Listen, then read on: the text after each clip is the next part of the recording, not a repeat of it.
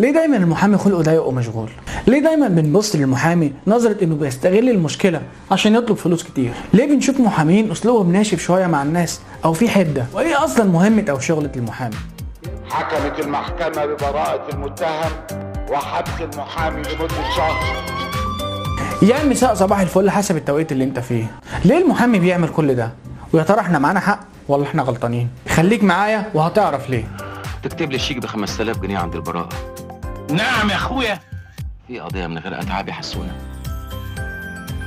اوكي نكتب لك. المحاماة هي مهنة المتاعب، واللي بيشتغلها بيقضي حياته في البحث عن حل المشاكل الناس بكل الطرق. لما بتحصل مشكلة قانونية لأي حد بيتوجه للمحامي ويعرض عليه مشكلته ويكلفه بالدفاع عنها. هنا المحامي بيشتغل على حل مشكلة موكله ويتخذ الطرق القانونية للدفاع عنه أو إنه يرجع له حقه. ومن الوقت ده الشخص الموكل للمحامي بيرمي حمل المشكلة بتاعته كلها على المحامي. بيبقى متخيل إن المحامي ده ساحر أو طالع علمه من المصباح هيحل له كل مشاكله في غمضة عين من غير تعب أو مجهود، لا وكمان بتكلفة مادية قليلة.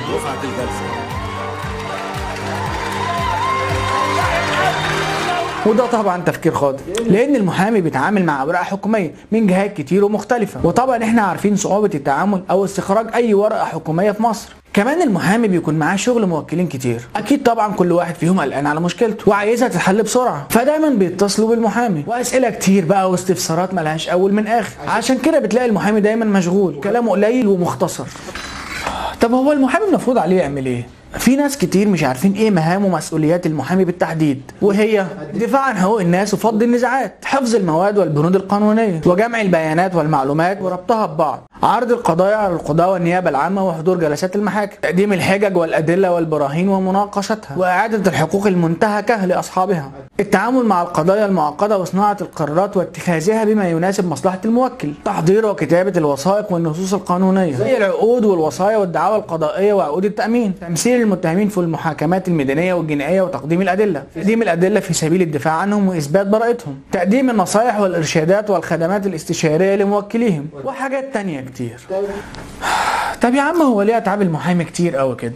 ده انا بشوفه ما بيعملش حاجه تقريبا. في البدايه لازم نعرف ان المحامي ده لو لسه متخرج جديد خد له سنتين 3 كده تدريب عند اي محامي كبير، وبعد كده قرر ان هو يفتح مكتب لوحده ويبدا شغله الخاص. المحامي الشاب ده ممكن يقعد كام شهر او سنه كامله لحد ما يجيله شغل والموكلين يبداوا يثقوا في قدراته، وطول الفتره دي كلها طبعا مصاريفه ومصاريف مكتبه من جيبه الخاص. كمان ممكن توصل ان محامي شاب يسيب المهنه عشان مش لاقي شغل، مش قادر يصرف على احتياجاته الاساسيه. في حاجه كمان مهمه، المحامي كل لبسه بدل وفورمال عشان يظهر بمظهر لائق قدام المحكمه. طبعا اللبس ده مكلف جدا. ثانيا لو محامي معروف في كذا عامل بيحدد اتعاب المحامي، ومنها النقابه هي اللي بتحدد اتعاب المحامي بناء على درجه المحامي، الجهد المبذول من المحامي في القضيه، النتيجه اللي حققها المحامي في القضيه، والمكسب العائد على الموكل من القضيه. كل دي اعتبارات لتحديد اتعاب المحامي. في حاله ان في عقد بين الموكل والمحامي يكون العقد متفقين فيه على اتعاب المحامي من البدايه. بعيدا عن الكلام الكبير ده، انت متخيل المحامي ده درس كام سنه واتمرن كام سنه، حافظ قوانين وتعلم خبره قد ايه عشان يقدر يخلص لك مشكلتك اللي قلب دماغك، او انه يعرف يخلص لك ورقه